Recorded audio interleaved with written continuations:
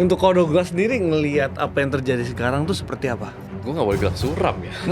Tapi ini tuh soalnya krisis kepercayaan, bro. Oke. Confidence issue. Jadi memang bursa kita itu dihantam bertubi-tubi sama beberapa makro sebenarnya. Jadi gue bilangnya lu jatuh ketimpa tangga, dipatah, rumah lu bakaran. Nah, Ya. Berarti kalau sekarang portofolio Koko udah minus berapa nih?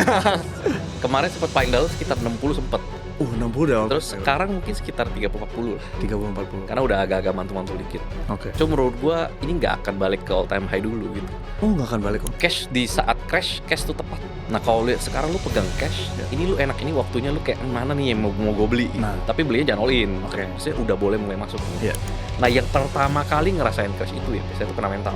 Iya. Langsung quit dari saham. Nggak mau main saham lagi. Iya. Judi gitu ya. Nah biasanya bro, Iya. biasanya nih kalau lu nyangkut terus lu quit ya, lu biarin udah gua uninstall, gua mau cek lagi. Gua nggak mau lihat. Lu cek deh 1-2 tahun ternyata hijau.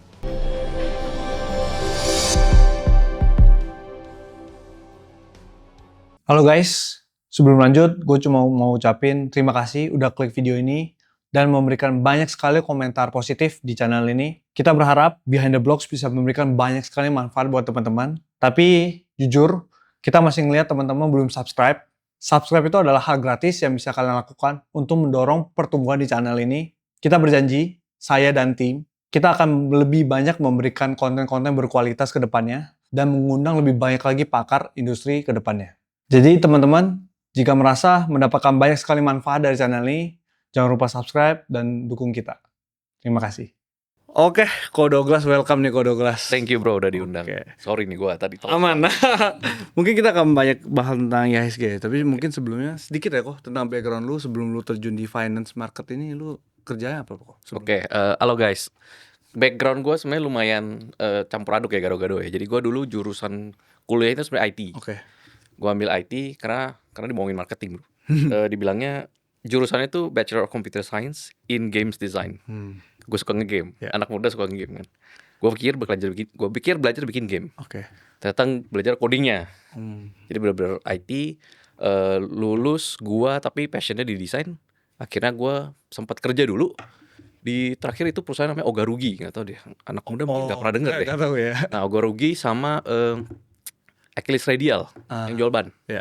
Nah situ sebagai desainer malah. Jadi nggak ada urusan tuh sama IT gue. Oh. Nah itu ya biasa lah gaji UMR. Lanjutnya gue freelance design branding, kerjain logo dan lain-lain, kerjain website, front end. Habis itu sempet kayaknya kurang nih pendapatannya, gue coba join ke bisnis keluarga. Itu pada saat itu supplier spare part alat berat. Oke. Spare partnya ya, bukan alat beratnya. Bukan kontrak yang mobilnya ya. Ya, nah cuman COVID menurun, payment banyak yang nyangkut, lanjut akhirnya ya gak ada duit, gak ada perputaran, akhirnya jalan ke freelance. Ya. Karena pas COVID itu kan ya lu apa ya, physical movement kan gak bisa ya, lu gak bisa kemana-mana gitu ya. Udah akhirnya online lu bisanya ngapain ya, freelance gitu. Oke. Oh sebelum itu gue sempet buka retail juga bro. Oh, toko. Fashion, baju. Fashion. Ya. Barang, kalau itu udah barang istri. Oke. Gitu. Cuma sama COVID juga stop semua. Stop semua ya. Baru freelance baru akhirnya ketemu jalan, lumayan kekumpul capital, ketemu saham. Oke. Itu berarti abis COVID ya main saham atau pas COVID tuh kok? Gua habis COVID, gua 2020 akhir, sekitar bulan Agustus lah. Oh. Jadi crash COVID tuh Februari Maret. Ya. Gua di Agustusnya tuh. Itu pertama kali beli saham tuh di Agustus. Itu pas murah semua berarti. Murah semua tapi samanya rugi gua. Oh, gitu. Gua inget saham, gua kemarin baru cek kan, saham pertama yang gua beli tuh BMTR, Inaf KF. Inaf KF kan health gara-gara kirain vaksin. BMTR tuh cuma ikut-ikutan berita pada saat itu Pak Lokemo masuk gitu. Gitu-gitu gue cut loss sih. Oke. Tapi itu masuk kecil, itu kayak 3 aja total 6 jutaan dong untuk masuk 3 itu. Itu cut loss semua ya? Cut loss, ya belajar lah, itu baru bener-bener cobalah masuk dikit belajar gitu. Oke. Terus akhirnya lu belajar awal-awal investasi di market tuh di sama siapa atau ada? Andri, partner gue nih. Koandi. Iya, Andri Hakim. Okay. Ya, jadi gue kenal dia, jujur gue lupa tahun berapa pertama kali ketemu dia. Tapi tuh awal-awal ketemu tuh cuman ya basa-basi nggak bahas dalam lah.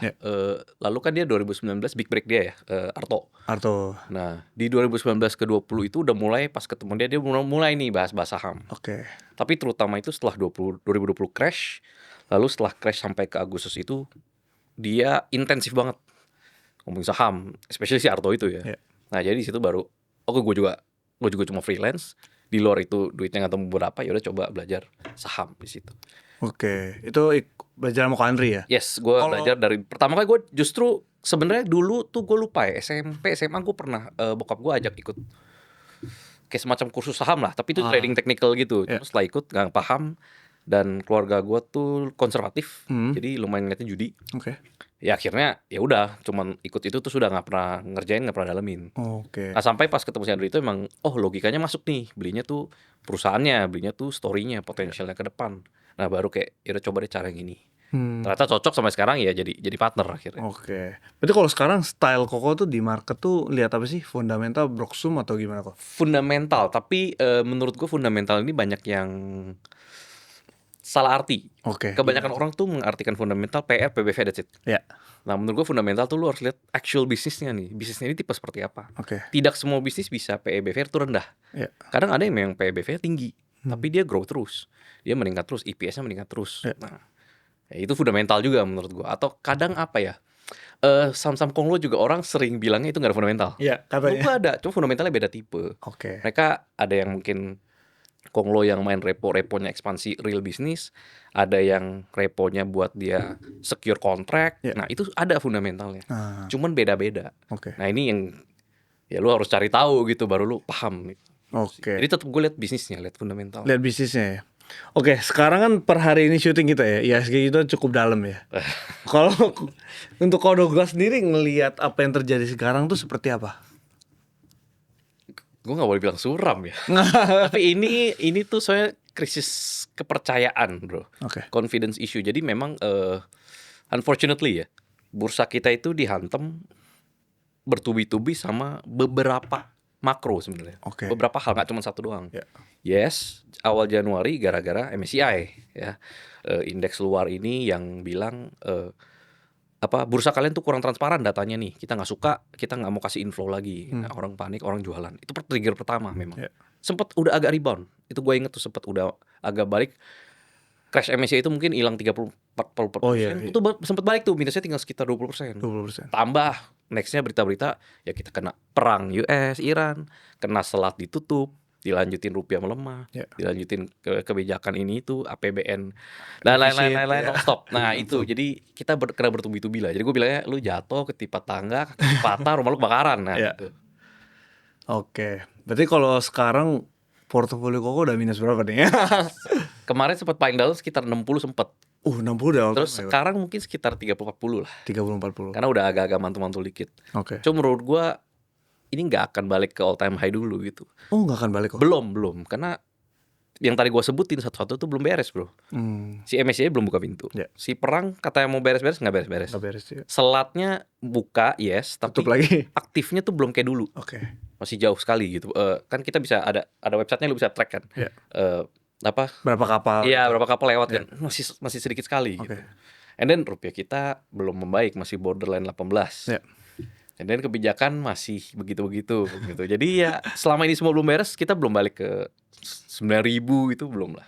Berarti tahun ini agak sulit ya? Sulit kecuali itu semua beres. Oke. Ya semoga karena turunnya serentak karena itu semua, semoga nanti serentak juga beres semua. Oke. Enak Jadi tuh. enak tuh naiknya. Yes. Cuman sekarang ya relatif murah semua. Relatif murah. Yes. Kalau lu ada cash sih sekarang, apa sih industri yang mungkin menarik ya untuk kita ambil sekarang? Jujur di kondisi seperti sekarang gue selalu gue bilangnya lebih aman lu cuan bungkus bro. Oh. Karena satu kalau lu perhatikan ya, liquidity sangat rendah. Iya. Saham-saham yang let's say rally-rally-nya berarti akhir tahun lalu sampai ke Januari awal lah ya. Ya. Itu kita sebutlah saham-saham yang rally paling kenceng, Bumi, PTRO, saham-saham yang mau masuk MSCI kan ya. Itu tuh bid offer-nya mantep bro. Puluhan ribu, masuk puluhan M, keluar masuk tuh enak. Ya. Sekarang saham-saham yang sama itu, contoh PTRO tadi, lu lihat bid offer-nya tipis bro. Tipis. 10 M lu udah naik harga. Oke. Gitu. Jadi kelihatan nih selama ini masih sepi kayak gini. Ya nggak seru marketnya. Mungkin ada juga bola ya sekarang ya kan. Iya. Duit juga lari ke sana gitu. Orang lagi nonton Piala Dunia ya. Makin sepi lagi. Oke. Tapi kalau kondisi seperti ini ya, mungkin apa sih hal yang mungkin harus kita cermatin untuk kita lihat ini kita boleh beli, atau orang-orang tuh harusnya udah kita stay cash, kumpulin, nanti kita tunggu momen yang pas kita beli gitu. Cash di saat crash, cash tuh tepat. Nah kalau sekarang lu pegang cash, Ya. ini lu enak, ini waktunya lu kayak mana nih yang mau gue beli gitu. Nah. Tapi belinya jangan all in. Oke. Tapi maksudnya udah boleh mulai masuk menurut Ya. gue. Kenapa? bottomnya kan kemarin IHSG 51, 52 lah ya. 51 ya. Sekarang kan udah agak-agak mantul-mantul dikit nih. Nah kita tahu nih itu kemarin di bottom situ itu Oke. paling murah tuh. Ya. Nah di sini udah boleh beli-beli dikit. Tapi lu jangan, menurut gua jangan sampai lu sekarang no cash juga. Karena unfortunately kayak tadi gue bilang karena marketnya sepi. Cuman perlu satu aja salah ngomong atau salah keluar berita turunnya parah lagi. Balik lagi. Iya, jadi karena udah murah kita boleh mulai beli, Ya. tapi lu jangan hajar all in dulu, belum waktunya gitu. Kita butuh itu tadi satu-satu problem beres. Nah, gue orangnya lebih suka gini, sebelum all in gitu ya. Udah konfirmasi ini udah rame, beritanya udah bagus, sentimennya udah positif. Gue telat masuk nggak apa-apa, tapi masuknya di arus ke atas. Oh, pas tren Daripada naik oke ya? gue masuk cepet, tapi arusnya masih ke bawah, sama aja lu keseret lagi. Oke. Berarti pas tren naik baru lu masuk ya? Yes, telat masuk nggak apa-apa, tapi yang penting kan udah ke arah atas Udah ke gitu. arah atas. Daripada lu kebanyakan kan retail lu maunya tebak bottom. Itu. Ya kan? Ya. Tapi masalahnya apalagi liquidity kayak seperti ini, saham-saham lu lihat tiap hari ya top gainer 100M, 200M Iya. gitu loh. Lu tebak oh ini udah paling murah tahun ini nih, Iya. lu beli.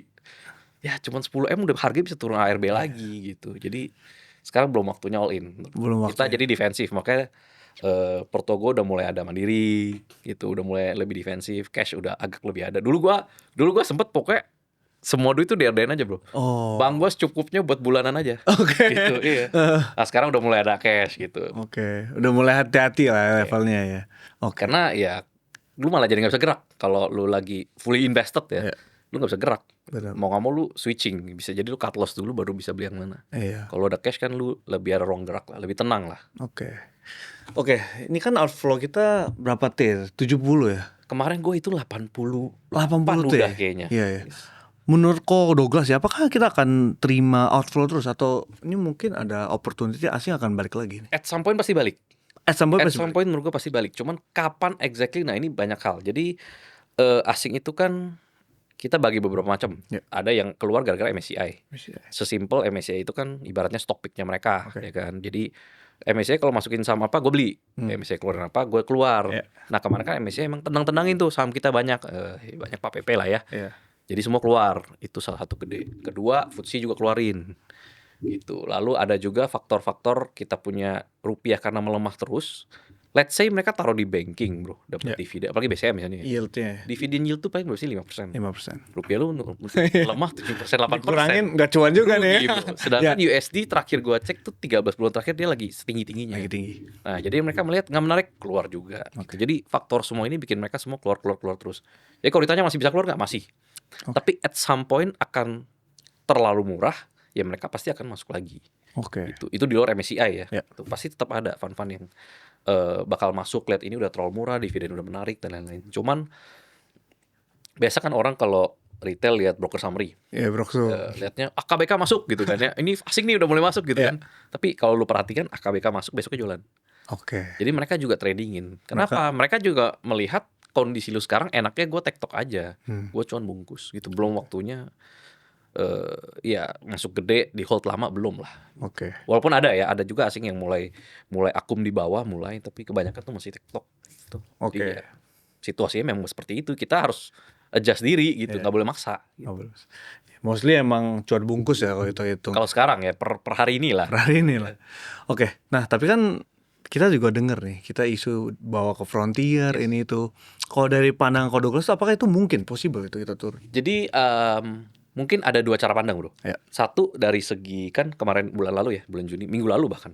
MSCI kan setiap tahun di bulan Juni dia keluarin ada dua. Satu GMAR, gue lupa kepanjangannya apa, Market Classification. Ya. Satu lagi Annual Review. Annual review. Nah, di dua-duanya sebenarnya kalau kita cek dari kriteria, dia kan ada 18 kriteria. Ya. Lu kalau cek sebenarnya kita punya overall tuh emang masih di emerging bro. Masih di emerging. Masih di emerging. Lu bandingkan sama Frontier. Waduh, misalnya dari 18 poin kita mungkin ada mungkin 15-16 poin itu overall plus. Oke. Sisa 2-3 yang agak kurang. Oke. Kalau Frontier bisa mungkin cuma 8 yang plus. Wah. Gitu. Jadi kita sebenarnya masih jauh. Bahkan lu bandingin sama sesama emerging ya. Korea, Turki, India, Ya. itu kita masih bagus bro. Oke. Dari kriteria ini. Ya.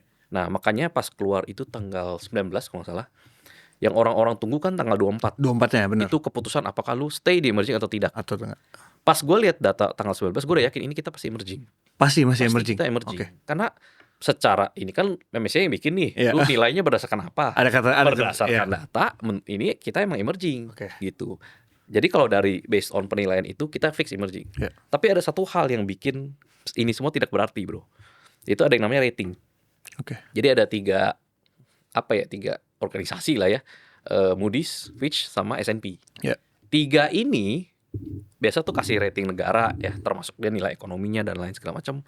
Ada grade-nya, bro, investment grade atau di bawahnya itu speculative grade. Oke. Per sekarang Indonesia walaupun udah diturunin terus masih investment grade. Masih bisa lagi Ibaratnya invest. ini lu kalau review film, bro. Oke.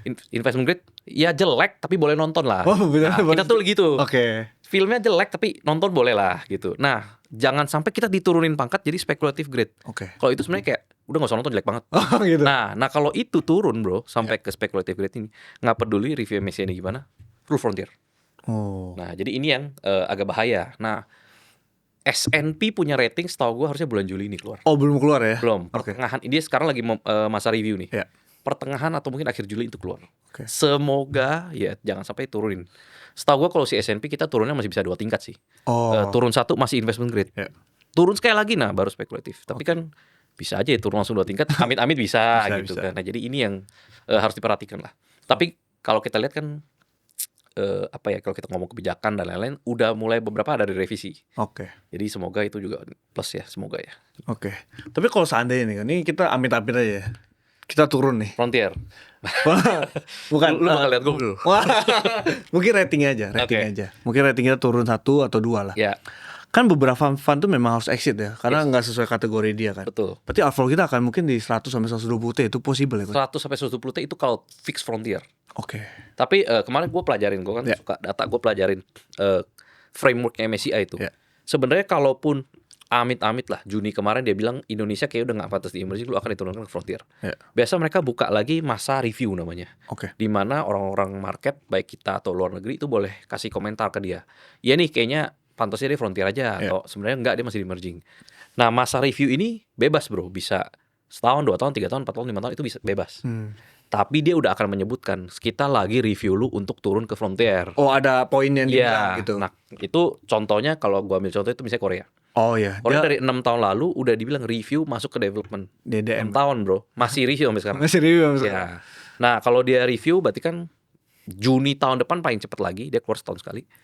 Juni tahun depan dia keluar, lu akan turun atau enggak? Oke. Let's say amit-amit deh, oke fix lu akan diturunkan. Ya. Biasa penurunan butuh setahun lagi. Oh, tahun depan. Jadi 2028 lagi baru eksekusinya lu turun. Jadi oke. sebenarnya nggak kayak kalau orang kan kemarin awal Juni ya takutnya tuh 24 ini dibilang Tiba-tiba- frontier, udah langsung frontier lu. Iya. Nggak kayak gitu. Tapi memang market geraknya dari sentimen. Ya. Begitu keluar Berita gitu. orang udah langsung udahlah kita frontier lah, mati lah semua jualan. Ya. Nah gitu. Jadi ya sebenarnya proses dari MSCI-nya lama, cuman market geraknya cepat. Market selalu gerak duluan. Iya. Nah itu. Jadi kalau sampai amit-amit ya pasti outflow semua, bro. Jangankan outflow asing, loh semua juga pasti kita merasa udahlah kita keluar dulu. Oke. Sambil asing keluar daripada tungguin dia habis, kita keluar dulu. Iya. Asing keluar di bawah baru kita masuk. Baru masuk di bawah ya. Yes, tapi Oke. ya itu kalau sampai turun frontier, tapi setelah crashnya itu potensi cuannya juga gila. Iya, karena Cuman lu turun-turun lagi. tahan gak lu nggak gantung diri dulu gitu pasti banting. Nah Iya. itu. Oke, kok kalau tadi Koko ada mention sedikit ya, di waktu seperti ini kita sebenarnya ngelihat beberapa saham yang bagus ya buat kita beli.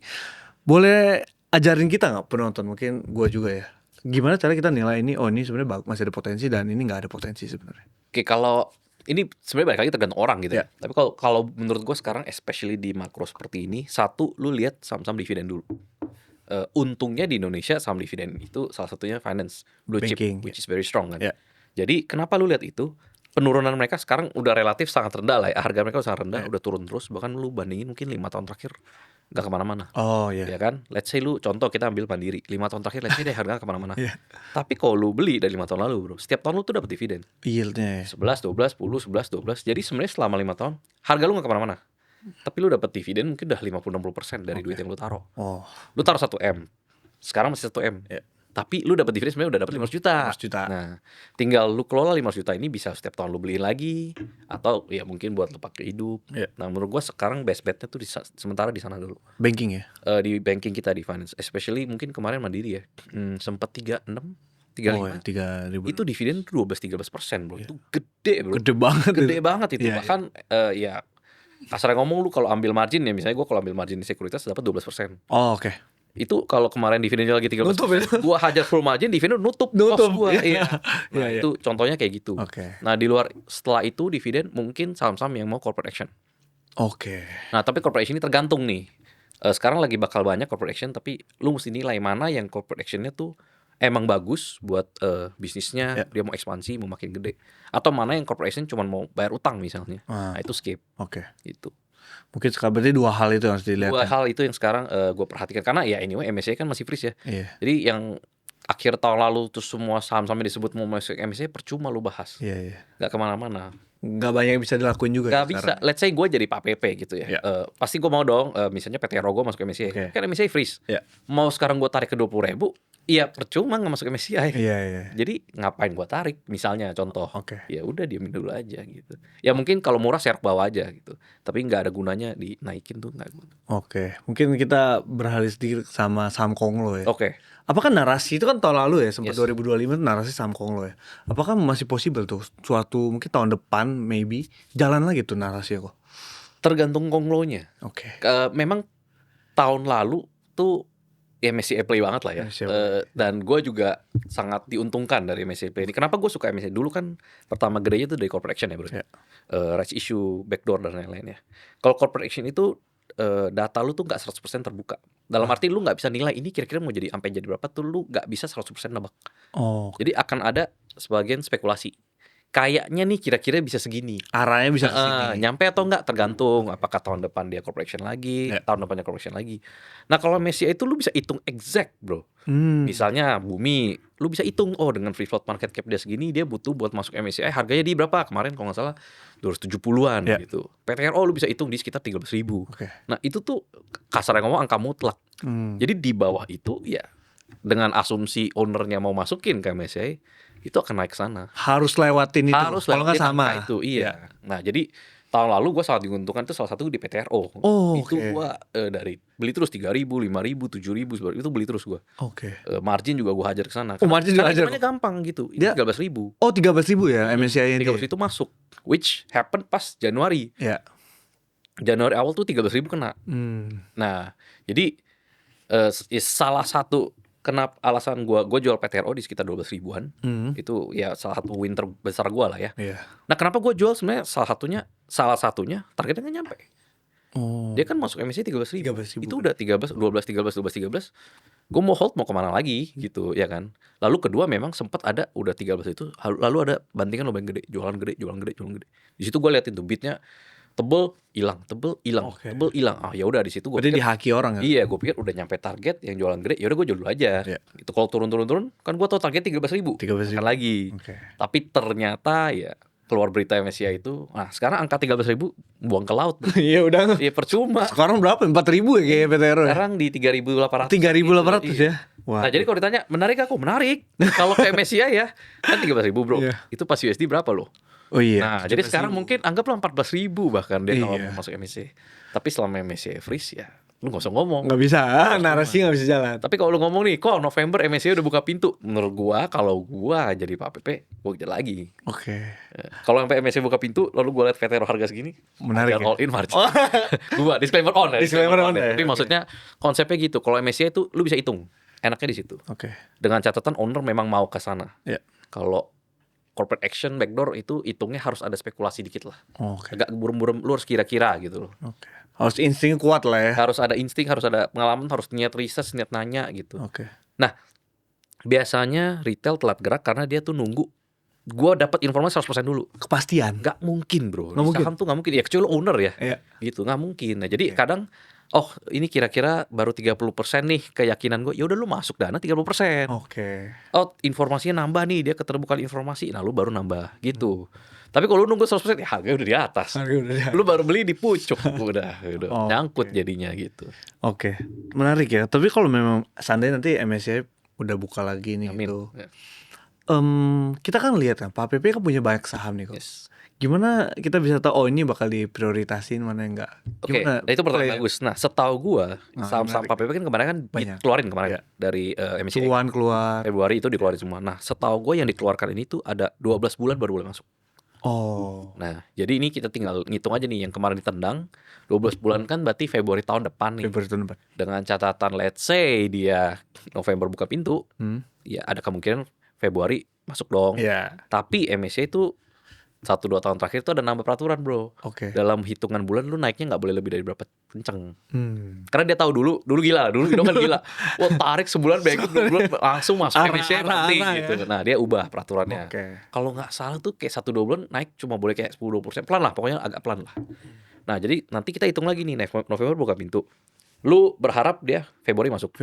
Lu hitung lagi ini upside-nya berapa dulu nih. Kalau jaraknya masih let's say 100-200%, nggak mungkin Februari dia kejar. Karena kan iya. ya kan, karena kan lu naik ketinggian dia. nggak masuk juga gitu. Oke. Tapi lu tahu ini bakal masuk, tapi mungkin nggak Februari, mungkin di Mei, mungkin di September gitu. Nah, tapi kalau ada yang harganya tanggung dikit nih 20% nih, nah itu mungkin dikejar masuk. Oh, gitu. Ada potensinya. Ya, tapi baik lagi owner, makanya kalau PP menurut gua ya harusnya ya menurut gua dia pasti kejar lagi. Masih bakal jalan ya? Menurut gua. Kalau gua jadi Pak PP lah ya. Tapi tergantung. Dalam waktu 6 bulan ini a lot of things can change kan. Siapa tahu PP udah bosen gue misalnya. Ya bisa aja. Oke. Jadi tergantung lah, kita lihat nanti. Oke. Kalau mungkin buat sekarang kok boleh di-spill nggak beberapa emiten yang kok pegang misalnya? Mungkin salah satu yang paling aman itu sebenarnya Mandiri ya. Kan dividen. Itu menurut gue no brainer lah. Mungkin ada beberapa orang lebih cocok deposito atau apa segala macam. Cuman kayak tadi gue bilang, dividen Mandiri per sekarang itu 11-12%. Iya. Itu udah lebih gede dari deposito dan lain-lain kan. Itu belum margin naik. Belum dapat lagi harganya naik. Capital gain-nya. Karena harganya sekarang di bawah. Gitu. Jadi menurut gue itu very good bet lah. At worst tuh lu gak mungkin sampai hilang 50%, harusnya di harga sekarang udah enggak. Gitu. Berarti kalau 50% balik 1.000 ya, per ratus. Menurut gua itu ya Indonesia mampus lah. Indonesia gelap beneran. Menurut gua hampir gak mungkin. Oke. Jadi itu good bet. Nah, di luar itu gua personally pegang saham-saham yang mau corporate action. Atau yang mau backdoor, yang mau rights issue yang gede, yang mau mungkin beberapa yang mau stock split gitu. Di luar itu yang TikTok aja, benar-benar trading TikTok aja. Oke. Yang lagi corporate boleh di-spill apa nggak usah kok? Mungkin 1-2 kali ya. Tadi lu udah sebut sebenarnya, lu tahu salah satu kemarin itu sebenarnya si Bufa misalnya contoh ya.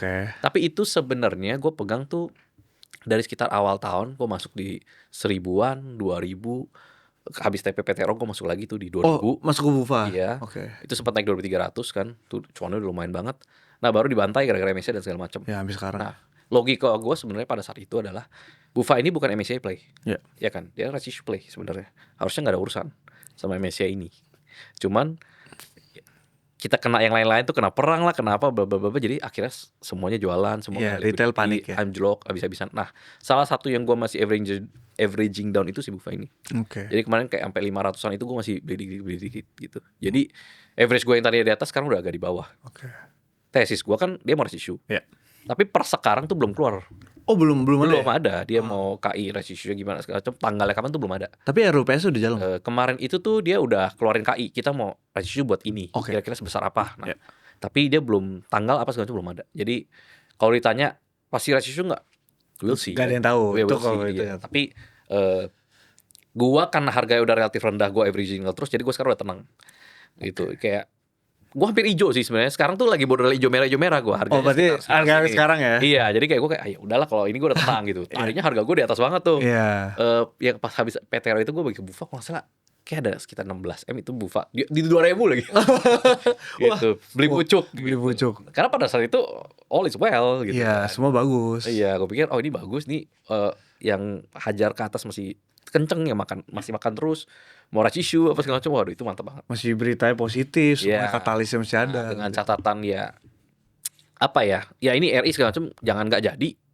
Ya menurut gua masih oke lah. Masih oke. Ya, salah satunya contohnya kayak gitu ya. Tapi belum tahu RI-nya kapan dan seperti apa. Oke. Berarti kalau masa-masa seperti ini kok ya. Ini kan mungkin teman-temannya bingung nih. Mereka ada nyangkut juga di atas. Pasti. Iya kan? Apa yang sebenarnya harus mereka lakukan gitu? Ada nggak tipsnya mungkin? Menurut gue satu, lu harus menerima fakta bahwa lu nyangkut. Karena gini, sebelum lu ngerasain nyangkut gede, menurut gue mental lu masih agak beda, masih kasar ngomong masih mental newbie lah yang menang terus gitu sih. Oke. Begitu lu ngeliatin crash sekali dan lu kayak mampus nih gue nyangkut 70%, 60%. Di situ harusnya lu udah belajar bahwa saham lu bisa cuan tapi lu juga bisa rugi. Oke. Nah, di situ lu belajar tuh. Nah, kenapa gue tenang nih sekarang? Kok drawdown 50% kok tenang, happy aja sih. Iya, 50%. Udah ngelewatin, Bro. Oke. Udah kena crash. Ya. 2021 ada, 2022 ada, 2023, 2024, 2025 ada gitu. Setiap tahun tuh ada. Ya walaupun ini so far yang paling sakit karena diiris pelan-pelan. Biasa kan bem. Bisa langsung ini ya. tuh diiris pelan-pelan agak sakit. Cuman udah pernah kena crash sebelumnya, udah pernah gak ada duit sebelumnya. Jadi tuh ya gue tahu yang gue beli perusahaannya oke. Gue bisa kelola duit gue. Dan market ini let's say sideways deh 6 bulan. 6 bulan. Gue nggak mati, gue ada duit buat gue bisa bertahan hidup 6 bulan gitu ya udah jalanin. Nah yang pertama kali ngerasain crash itu yang biasanya itu kena mental, langsung quit dari saham. Nggak mau main saham lagi, judi gitu ya. Nah biasanya bro, biasanya nih kalau lu nyangkut terus lu quit ya, tapi lu let's say lu nggak jual deh, lu biarin udah gue uninstall, gue mau cek lagi. Gue mau lihat. Lu cek deh 1-2 tahun ternyata hijau. Biasanya. Gitu karena sebenarnya ya mungkin sebenarnya nggak ada masalah di perusahaan lu. Cuman marketnya lagi panik aja. Ibarat di luar lagi kebakaran nih. Lu mau jual produk sebagus apa, lu jual jasa, orang nggak peduli bro, lagi kebakaran gitu. Gue mau lari dulu gitu. Selamatin diri ya. Semua selamatin diri dulu. Gitu. Jadi ya gitu ya. Gitu ya. Nah, tapi sedikit ya. Kenapa gue lumayan suka ya ngomong kayak gue hilang nih setengah gitu misalnya ya. Ya jujur ya, salah satu yang mungkin influencer yang jujur kok ya. Ya karena menurut gue the fact is memang market crash itu seperti itu bro. Pak Pepe aja hilang setengah. Pak Pepe juga hilang gede banget dia. Lu jangan, soalnya banyak yang chat gue, banyak yang nanya, member juga banyak, orang-orang yang teman-teman juga, bro gimana nih gue minus 70, minus 60, minus 90. Ya emang market crash tuh kayak gitu. Gue juga sama, Andri juga sama, Pepe juga sama, semua sama. Jadi you have to understand ini bukan purely lu salah beli, enggak. Ini memang marketnya kayak gini. Gitu loh. Beda ya kalau di saat market bullish, semua orang all time high, lu minus 50, itu lu problem. Itu salah beli. Iya, tapi kan kalau di market ini, nah karena lu tahu semua orang sama, PR-nya tinggal lu kelola duitnya. Ini gue mau pindahin nggak, gue mau switching nggak, atau mungkin gue cari cash, gue tembak lagi nggak, apa gimana? Nah itu PR-nya itu sekarang di situ. Dan make sure yang lu pegang ini atau lu mau average down emang bagus. Gitu. Oke, menarik nih. Mungkin boleh ngajarin kita juga kali ya. Ketika lu ngelihat satu saham dan akhirnya lu proses lu, oke, gue akan masuk di sini. Apa aja yang lu lihat kok? Story ya. Pertama mungkin kalau kita nggak coret MSCI ya bro. Kalau MSCI kan tadi hitungannya gampang. Gitu. Kalau sekarang itu balik lagi gue ke corporate action karena dulu emang ngerasain cuannya tuh di corporate action. Gitu. Jadi yang gue lihat perusahaan ini ada mau corporate action apa yang berpotensi bikin dia makin gede. Oh, bikin dia makin gede. Iya, atau mungkin corporationnya berarti owner ini adalah mau ngapain nih gitu. Ada rencana nih ke perusahaannya ini. Itu yang gue incer sekarang. Dengan catatan ownernya harus owner yang kalau bisa udah ada history-nya gitu loh, bahwa dia biasa projectnya gede-gede, iya proven gede-gede. Nah itu kalau ownernya lu belum tahu terus dia mau rights issue, gue ada lihat beberapa kemarin itu ada rights issue gede, pokoknya sampai belasan T gitu rights issue-nya. Ownernya gue nggak tahu, emitennya gue nggak gitu perhatiin, tapi ternyata mau rights issue gede banget. Nah, tapi setelah gue cek, ada juga dia rights issue gede, tapi setelah itu menurut gue nggak ada upside-nya. Dia tuh ibarat cuman kayak pindah kiri kanan aja gitu loh. Nggak ada upside. Sedangkan yang gue suka kan ini perusahaan kecil, mendadak mau disuntik gede, mau diekspansi jadi gede lagi, visinya besar. Nah itu yang seru tuh kayak gitu. Nah ini tinggal kita pilah-pilah aja gitu, cari berita rights issue di IDX ada, di website berita ada gitu, rights issue mana aja. Nah lu filter aja dari sana. Sesimpel lu catat nih, misalnya ada 10 emiten rights issue, lu catat dia cari duit berapa, buat apa. Harusnya dari sini lu baca, lu kira-kira ada gambaran, oh yang ini jelek nih, ini cuma buat bayar utang. Oh yang ini ownernya tukang tipu misalnya gitu. Oh yang ini ownernya gue tau nih bagus. Nah dari situ sih nilainya ya. Oke, selanjutnya nih, dengan kita kan udah ngeliat juga ya kemarin waktu itu ada pergantian ya di regulation ya, di OJK kita ganti juga sempat. Mungkin buat tahun ini ya, apakah sebenarnya kalau orang-orang main saham itu masih bisa cuan tahun ini kok? Apa lupakan dulu nih? Menurut gue setiap tahun pasti ada potensinya, pasti ada kesempatannya. Cuman ini kayak nyari jarum ya, jarum di jerami. Cuman ya? kalau sekarang ya kayak tadi gue bilang tuh lu cuan bungkus dalam arti hari ini contoh ya, hari ini ya bro ya. Hari ini sebenarnya relatif rame Oh lumayan rame ya? Marketnya lumayan dibandingin 2 hari terakhir. Hari ini lumayan rame. Di 2 hari Nah, terakhir kalau lu sempat. mau cuan bungkus tuh hari ini bisa. Oh hari ini bisa? Contoh tadi kalau nggak salah yang terbantu BRMS, BRPT ya. Oh Itu iya. tuh lu bisa cuan bungkus. Tapi gua personally cuan bungkus. Kayak ikutan masuk, naik cabut dah gitu aja. Gua nggak hold sampai besok. Kenapa? Karena gua nggak tahu sore tutup, market ada yang ngomong apa, besok crash gitu kan. Jadi udah cuan bungkus. Nah itu bisa kalau lu cari kesempatan kayak gitu. Tapi nggak bisa gede bro. Oke. Itu lu nggak bisa masuk gede. Masalah liquidity juga. Max paling ya mentok-mentok lu berani masuk 10M lah 10 ya? gitu. Di atas itu udah nggak enak tuh, bid offer itu udah nggak memadan Oke. gitu. Nah tapi kalau lu yang mau main agak panjang, menurut gua tahun ini ya agak pelan lah, agak wait and see, agak tahan-tahan lah. Porsinya jangan gede-gede dulu. Jangan gede-gede ya? Yes, nanti tunggu ada apa ya, tanda-tanda beneran reversal, beneran makin rame, beneran makro makin bagus. Nah lu mau cacing-cacing naga-naga silakan. Cari-cari naga kok Jangan Andri. sekarang ya, jangan sekarang. Oke. Sekarang kita mantau dulu nih, kita ngebidik dulu gitu. Oke. Berarti kalau lo sendiri portofolio mostly di saham kok? Ada di instrumen lain? Gua mostly saham sih, gua majority saham. Majority. Saham US ada tapi kecil sekali, ratusan juta doang. Itu iseng. Karena dulu udah apa ya? Malas kena pajaknya aja sih. Kan kena progresif ya. Iya progresif. Jadi kalian sih lu untung 10M hilang 3,5M gitu kan. Jadi 35% ya? iya, jadi udah gua di saham Indo aja gitu. Oke. Tapi kan saham US nih lagi mulai ada koreksi nih. Saham Korea mulai koreksi nih. All time high soalnya ya. Nextnya hajarnya ke Indo semua. Mungkin pindah ya liquidity-nya gitu ya. Soalnya anyway kalau lu cek secara valuasi sih saham Indo emang lagi murah banget sih. Saham US kan rata-rata ada premium ya. Iya. Iya, mungkin ada beberapa yang masih murah, especially AI ekosistem ini dan lain-lain. Tapi yang paling murah sebenarnya lagi Indo lah. Indonesia ya. Walaupun kita miss out AI boom, tapi ya murah. Oke. Selanjutnya nih, ini kan kita tahu nih tahun ini nggak baik ya buat negara kita ya. Tapi Lu yang ngomong ya gue. ya, tapi dengan kondisi seperti ini ya, apakah ada lebih baik kalau kita ini dulu kok, mungkin di deposito or something gitu? Buat orang yang mau lebih aman tentu yes, gue deposito ya nggak masalah, apalagi lu dijamin kan. Mungkin buat ini ya dana daruratnya. Iya boleh itu deposito karena ada, apalagi kan lu bisa ada dana sebagian yang dijamin kan dan lain-lain. Itu menurut gua kalau yang mau main safe nggak masalah. Oke. Kalau gua personally paling safe gua taruh di contohnya Mandiri gitu. Oh. Itu. Tapi menurut gua sekarang waktunya tuh lu defensif sambil lu cari cash nih. Lu kumpulin cash sebanyak-banyaknya. Begitu market tanda-tanda reversal, Ajar. ya kita ikutan. Oke. Karena setiap crash balik arahnya itu, nah ini setiap kali orang kaya baru tuh dari sana. Nah, Tuh, menarik. crash tuh beneran opportunity gitu. Oke. Tapi ya itu lu jangan kecepatan masuk. Gitu. Kalau mental buat ngelola emosi di saat kita lihat portofolio minus seperti apa? Mungkin Ko Douglas paling ngerasain ya katanya. Gua sih soalnya udah kena crash beberapa kali bro. Jadi kasarnya gue sering ngomong tuh sama istri juga ngomong hal yang sama ya.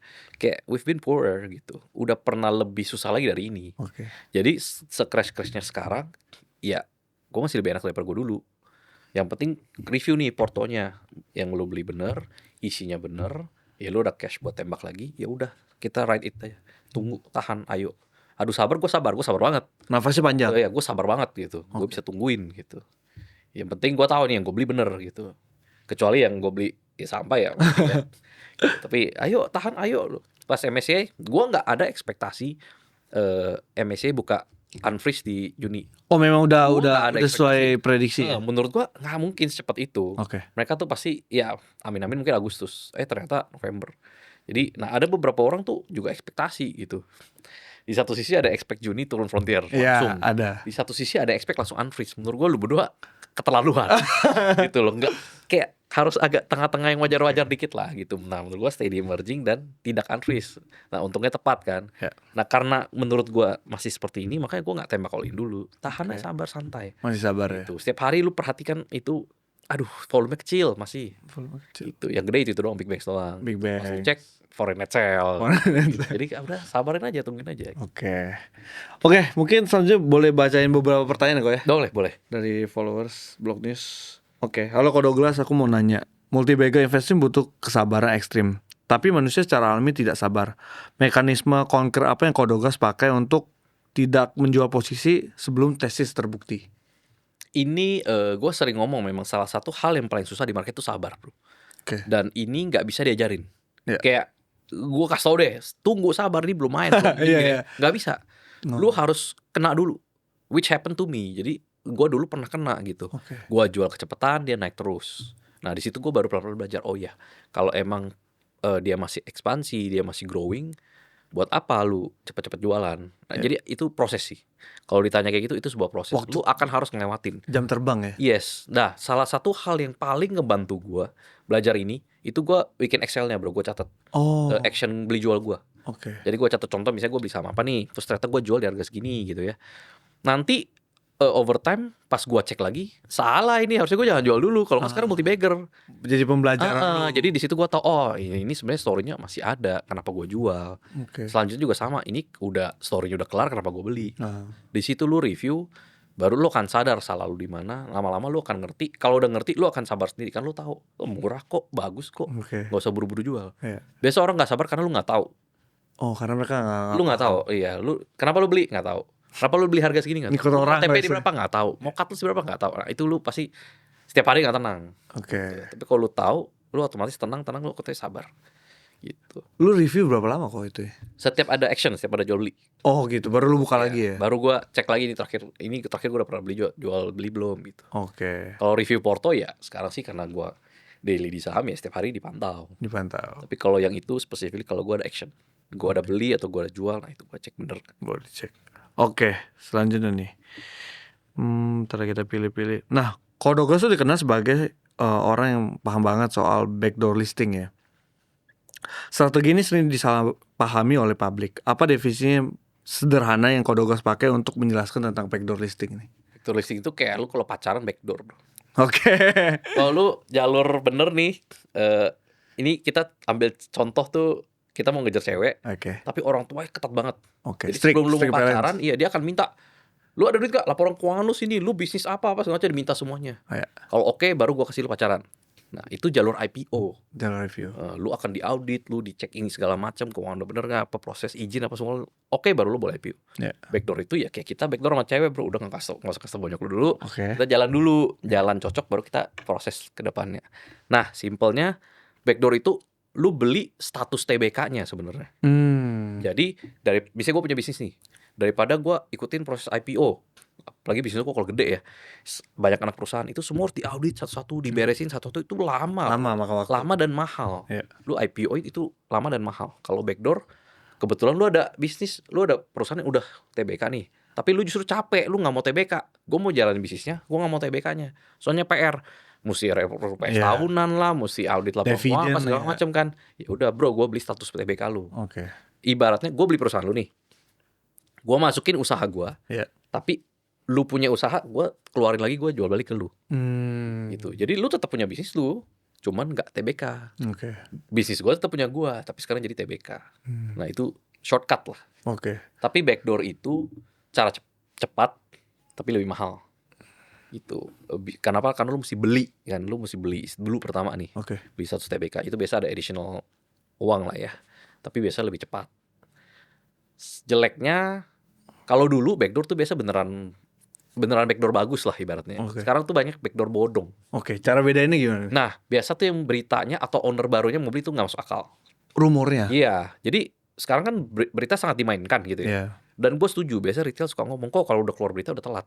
Iya benar. Nah ini tergantung lu baca dulu beritanya, masuk akal nggak gitu. Karena jujur pertama kali gua sama Bro Andri ya ketemu Pani ya, baca berita bro, gitu di berita apa nih perusahaan kaleng kok mau dibeli sama Konglo 2 gitu. Nah di situ baru cek. Nah sama, lu pas ketemu nih ada berita backdoor perusahaan A mau dibeli sama si ini gitu kan. Nah lu cek ini yang mau beli siapa, masuk akal nggak? Oke. Gua ambil contoh mungkin semua retail tahu saham Dada. Dada, benar. Yes. Ya. Harganya naik terus, mendadak keluar berita mau dibeli sama Vanguard ya. MotoGP apa segala macam, dan harganya kalau nggak salah harganya terakhir berapa, 200-300 perak ya. 200 perak. Di berita disebut potensi harga sampai 200.000. Gila. Ya yang kayak gini nih udah bodong nih. Ya dong. Ya. Let's say lalu berita beneran diakuisisi, lu nggak mungkin sebut target harga. Oh itu udah aneh kan. ya. Itu udah aneh. Kedua yang beli Vanguard, MotoGP semacam. Biasa kalau deal besar apalagi dengan perusahaan-perusahaan besar kayak gitu, semua lu nggak akan keluar berita dulu bro. Udah deal udah jadi baru akan keluar berita. Ini aneh, ngapain mereka ternyata keluar berita? Terus nggak nyambung lagi. Satu Vanguard, satu MotoGP. Iya, dua yang beda ya. Apa sih ini? Nah, gue pikir ini tadinya gue ikut pesen bro. Oh, ada. Nggak dapat barang. Begitu keluar berita udah gue udah buy. Oke. Yang gue kaget adalah udah keluar berita kayak gitu, owner bisa exit 200-300 M. Berarti banyak yang kena sama berita itu. Banyak kemakan. Nah ini sebenarnya lu cuman perlu baca berita deh. Pas lu baca berita harusnya lu udah ini kayaknya apaan sih, nggak masuk akal gitu loh. Nah, Itu tapi kan banyak orang nggak baca ya, cuman lihat judul misalnya. judul. Backdoor target 200.000, waduh udah beli gitu. Itu sih. Oke. Jadi budayakan membaca. Tapi kalau boleh tahu nih kok, backdoor itu kan based on rumor kan mostly kan. Pasti, kecuali lu kenal owner, lu kenal owner. Kena emiten gitu. Ya, kayak tadi gue bilang, pasti ada sebagian lu tuh spekulasi, kira-kira. Ya. Nah, kalau based on rumor biasanya ya, kalau yang agak janggal tuh yang seperti apa? Boleh di-sharing nggak kok? Contohnya salah satu itu, beritanya agak terlalu dibesar-besarkan. Oke. Itu satu. Atau kedua biasanya tuh misalnya ada mau backdoor, tapi di backdoor oleh siapa ini, yang siapa ini lu nggak bisa cek. Oh. Misalnya contoh nih, ada PT ABCD, keluar berita mau diakuisisi oleh PT bla bla bla dari Singapura misalnya. Oke. Di asing dong. Asik. Nah lu cek dah coba PT ini, lu Google apa segala macam, bener-bener nol beritanya. Gak ada ini. Gak ada info. Ini kayak relasi ke siapa atau ini investmentnya siapa atau ini apa, gak ada, nol. Oke. Ya udah skip aja. Oh. Menurut kalau gue gitu. Kalau gue nggak bisa dapat informasi, gue nggak bisa nilai. Oke. Kalau gue nggak bisa nilai, skip. Gitu. Oke, yang selanjutnya kok. Dari semua saham multi-bagger yang kok Douglas pernah pegang, mana yang paling sulit dipertahankan secara psikologi waktu harga turun sebelum dia meledak? Ada nggak kok? Jujur karena gue orangnya sabar, gue tahan yang pas diturun-turunin, gue abis itu terbalik gue tahanin. Apa tuh saham yang boleh? Contoh Pani ya? Terus pernah ada satu juga KRW, contoh PTRO juga kemarin. Pas turun gue sabar. Jadi gue tahan sampai akhirnya dia meledak. Itu gue sabar banget. Tapi ada juga karena kesabaran gue ini gue juga salah. Ada yang udah kelar story-nya turun-turun, gue sabarin. Gitu. Jadi turun. itu strength gue tapi weakness gue juga. Oke. Gitu, terlalu sabar gitu ya. Jadi cuman sekarang udah mulai lebih wise. lebih wise, jadi udah lebih tahu kalau yang masih spekulasi porsinya gue kecilin dan lain-lain sih. Oke.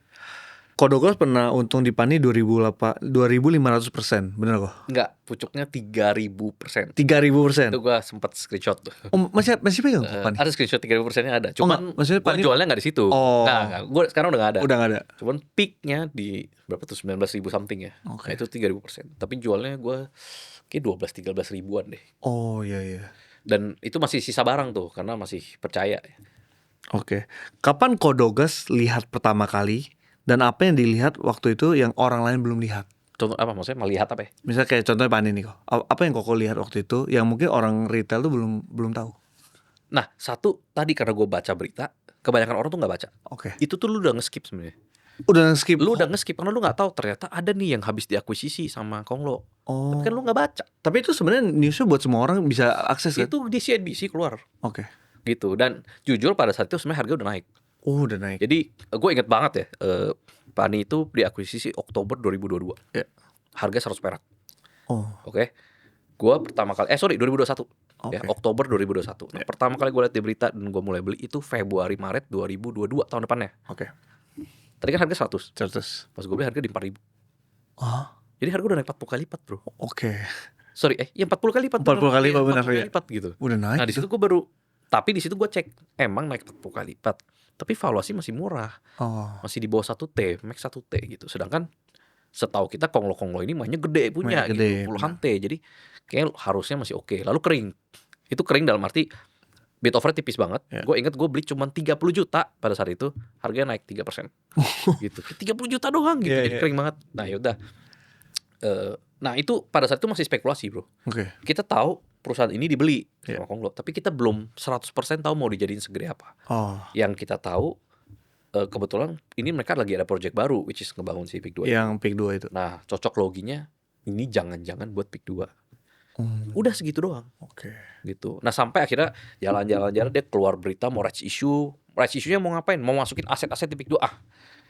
Bener nih tesisnya. Nah. Nah, baru ikut hajar lagi rights issue, ikut lagi gitu. Terus, Jadi all dari berita, lalu habis lu beli, lu ikutin update perusahaannya. Gitu. Kalau ternyata dia udah lewat 6 bulan, setahun nggak ada update, ya mungkin lu salah. Gitu. Tapi kalau biasa pasti ada gerakan lah. Ntar dia ganti direksinya, Iya. ganti nama, ganti logo, lalu dia rights issue, masukin aset. Nah, itu tuh tanda-tanda yang lu harus ikutin. Oke. Tuh. Itu yang arah yang bagus ya. Iya, nah kalau habis keluar mau relasi berita mau backdoor atau ke siapa, tapi udah nggak ada apa-apa. Datar ya. Udah itu berarti salah gitu aja. Oke, mungkin pertanyaan terakhir ya kok ya. Sektor mana yang Kodogas paling excited di 2026 untuk menemukan multi bagger selanjutnya? Nah jujur kalau ditanya sektor ya, gue tuh lumayan loncat-loncat bro. Oh, lu nggak yang satu banget? Nggak fokus karena kan gue gini ya, gue tuh background gue kan industri kreatif tadi ya bro. Iya, oke. Jujur nggak ada di saham. Iya benar, Iya nggak ada. Sedangkan saham kan ya properti lah, tambang lah, Komoditas, commodity lah, ya, gitu, benar, finance dan lain-lain. Itu semua yang gue emang nggak pernah kerja dalam di sana gitu. Iya. Jadi gue nggak ikut dalam. Nah jadinya karena gue ngikutinnya biasa corporate actionnya atau backdoor listingnya atau MSCI-nya, lu perhatikan 3 itu sektornya macam-macam. Iya banyak dia. Iya kan? Sangat luas ya. Iya, jadi gue nyarinya di situ. Gue nggak fokus di satu sektor doang, gue fokus di corporate actionnya. Oke. Jadi misalnya contoh kalau lu sekarang review apa, gue cari tadi tuh. Cari rights issue next 10 mana, gue review dari 10 ini mana yang gede, mana yang rights issue jumbo, mana yang ownernya bagus, mana yang buat ekspansi. Nah gue nih dari sana. Oke. Sektornya nanti gue tinggal pelajarin gampang. Gue orangnya rajin belajar. Jadi gue nggak ngerti properti, tapi ternyata gue lagi pegang saham properti, ya gue pelajarin properti. Gitu. Gue nggak ngerti soal apa perbankan, tapi gue lagi pegang, ya gue jadi pelajarin gitu. Jadi gue ngikutinnya corporation-nya dulu lah. Gitu. Berarti lu suka saham yang ada melakukan sesuatu ya? Dia harus grow pokoknya. Dia harus lagi ada ngapain buat makin besar, makin menguntungkan dan lain-lain ya. Oke kok, menuju closing nih. Mungkin banyak yang orang-orang lagi nonton tuh yang lagi minus ya. Mungkin 30%, mungkin 50%.